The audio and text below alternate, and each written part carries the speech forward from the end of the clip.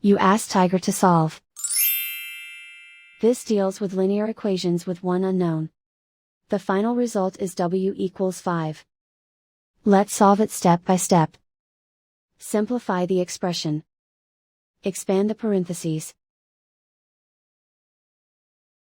Multiply the coefficients. Simplify the arithmetic. Expand the parentheses. Group like terms. Simplify the arithmetic. Group all constants on the right side of the equation.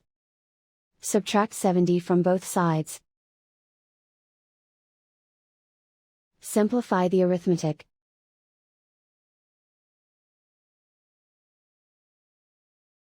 Isolate the w.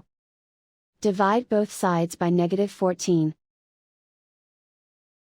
Cancel out the negatives. Simplify the fraction. Cancel out the negatives. Find the greatest common factor of the numerator and denominator. Factor out and cancel the greatest common factor. And so the final result is w equals 5.